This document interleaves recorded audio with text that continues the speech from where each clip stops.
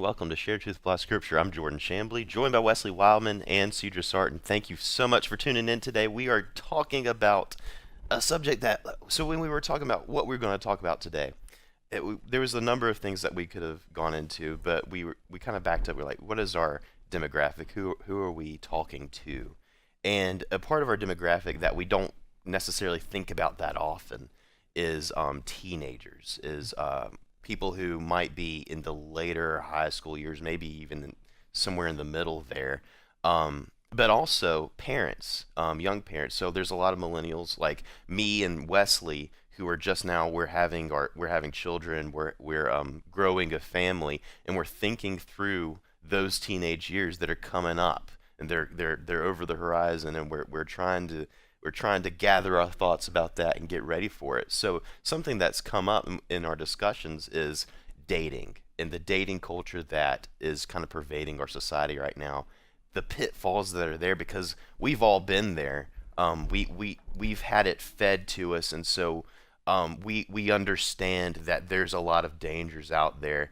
And our concern is that teenagers specifically will suffer the most from this, and maybe that there's a way that parents can address this concern with their teenagers and help them avoid some of the mistakes that maybe they've made along the way, but most importantly to go about having relationships in a way that honors God, that abstains from sin, and that is biblically correct. So Wesley, and healthy. Yeah, and healthy too. I know you've probably thought a lot about this because, especially now that you have a little girl. Right. Yeah. Well, and we've all come from a little bit different perspectives on all this too, but with the same goal. Right. Yeah.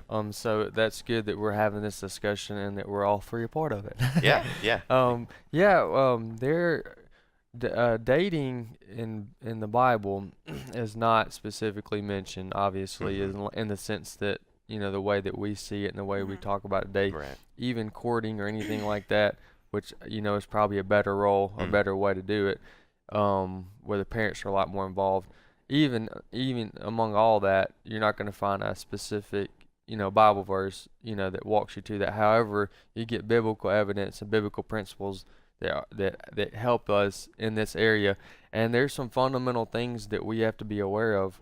One, that the Bible does say, it says to abstain from sex until marriage. Yeah. And so you have some biblical that are straight, clear cut, like that is. But then as far as dating apps and things like that, all that, we're going to provide our opinion based off of our experiences. Right. Exactly. On those today. Yeah. And that's what we want to do. And that's something I do want to stress before we really get into it. If you hear something here that you disagree with, just keep in mind this is from our experience. The Bible doesn't have. Apart from what Wesley said, the Bible doesn't have explicit instructions on how to go about pursuing someone or how to go about building relationships necessarily. But the point I'm making though is that it does have, and I don't want, 'cause the reason I have to say this is because I don't want people throwing stones to the phone or thinking we're speaking heretical here. The Bible does have some outlines for what you would want in a spouse, what you would want in a wife and a husband, and you can find those things all through Scripture. I think about Proverbs 31 is what I was kind of my formula for what I prayed for in a wife.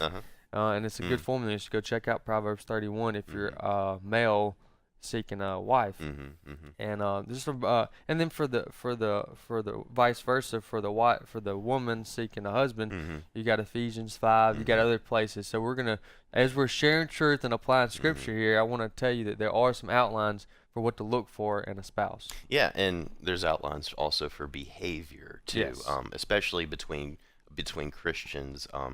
The Bible does instruct us to think of each other, and not necessarily in a very, very literal sense, but in a way of behavior. Think of each other as brothers and sisters. So that's like the baseline where you begin building a relationship. So we're gonna throw the question to Cedra here. Throw it to me. You ready? The single girl. Let's do it. The single girl. Should teenagers, now we got to define teenagers if we're going to do this. Yeah, let's do it. Should a teenager date? Cedra, go. Okay. Well, that's not a here complicated question at all. For me, and this is coming from someone, this is my personal opinion, So just before someone starts sending us emails, angry emails, I'm sorry. And this is coming from a single person with no children. But as someone who was a teenager, I can tell you, the option for dating shouldn't have been on the table for anybody that I knew. Like, I'm just saying we were not. I guess it depends on. And I'm not trying to shoot down anybody whose teens date. You know, but there are so many teenagers that are being taught how to have a girlfriend, boyfriend, and how to, go get them presents for special things and how to text them all day. But they're not being taught how to have a real commitment. Yeah. How to really commit to somebody like, hey, this person that you're, quote unquote, in a relationship with, it's more than just your Facebook status. Yeah.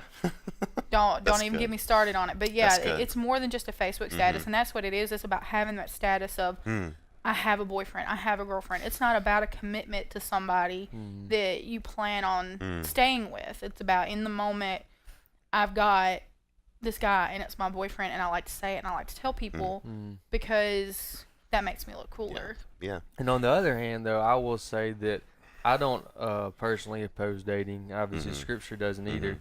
But I understand the older I get and the more and the 2 children I have now, especially the girl, I do see the importance of making it an intentional conversation, thought process, topic. It should be very intentional. It shouldn't be done haphazardly, because I do believe you can date somebody and that not be the person you ultimately marry. You know what I mean? For different reasons. Yeah. And, backing up to some other prerequisitions here, because the Bible is very specific that we should not be unequally yoked. So I think it's very dangerous to even entertain a date of any kind as a teenager and above. Because I think the teenage is about as low as you want to go. I think you probably should wait till you're in high school or college, personally. However, if you are a teenager or you're in high school or college and you begin the dating process, it's very, very dangerous, and the statistics show horribly in the favor of the person that tries to do missionary dating. The purpose of dating a non-Christian is hoping that you can bring them to Christ. That just doesn't work. Yeah, no. Statistically, it fails terribly, and ultimately that is beside the point. Anyways, do you understand what I'm saying? Yeah. So unequally yoked should be a prerequisite. You need to make sure you're dating a Christian. Yeah. If you're going to date at all. Yeah, and before you're in your. Oh yeah, and it does bring up the responsibility of a relationship like that. Because, and I feel like often in our culture, not necessarily in the church, but in the culture at large, parents just sort of let their teenagers date someone without having that figure it out for themselves. Yeah, figure it out for themselves, which is such a bad unintentional idea. Because I mean, we remember, unless you were just an exceptional kid, you remember what it was like to be a teenager. Yeah. Being led by your heart is a bad idea. Emotions. Yeah, and letting your kid learn from their mistakes. I understand you want to do that. She knows something about you that we need to get her to say. About me? I don't know about that. But no, I don't know. I'm just kidding. I don't know anything about Jordan. I have no clue about him. But a relationship like that is not something to be taken lightly. It's not something to do. Oh, we're just going to have fun.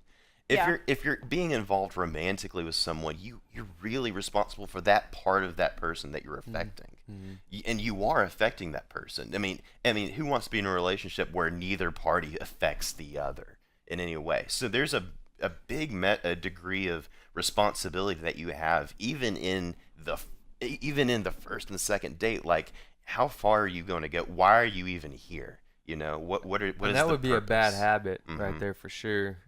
Being careless with the topic and the idea altogether. So but this is not to say that just because you go on a date to get to know somebody, that automatically you're in this iron tight relationship. Right, exactly. I don't see anything wrong with going on a date and getting to know somebody without just to get to know them a little bit before you take that next step and say, okay. It may not take but one get to know them. If really you're like, hey, we may be friends, but this is just no chance here. Yeah, but I mean that goes to realizing that, and when you realize that it's not gonna work out stepping away, which we'll get more into in our next show next week, where we'll be talking more about that kind of thing. But one other thing that I put in the notes you see, I want to know about the role of the parent of the teenager in this. Should the parents play a role? I say yes. That's just, I'm going to put that in there in case someone questions it, but... No, they certainly should play a role, no doubt, especially as a Christian. We care about our kids. You know, that's an area in which we train them up, give them great advice. However, you know, if you think about it, or in addition to, not however, in addition to, if you think about it, in the old days and the biblical days, in a lot of different countries, they do arranged marriages. And so at first when I heard that as a 12-year-old, I was like, that's insane. And now with the parameters, now I'm thinking, hey, it's not a bad idea because of the intensity of the culture and the way that a lot of the culture is shifting in its morality.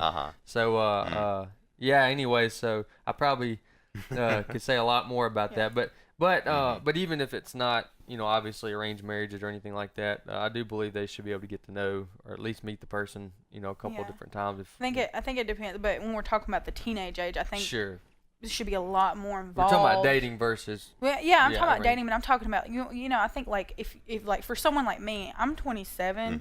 So I would want my parents to know the guy if I met somebody. Right. But they are not necessarily going to have a say in anything. But I think that's different than you know, talking about the teenagers. It's different if you were 15. I think it starts now. Like for you two guys, like you've got a little girl, Wesley, and you're going to have a little girl soon, Jordan. And it's just like it starts now with the way you start to treat her.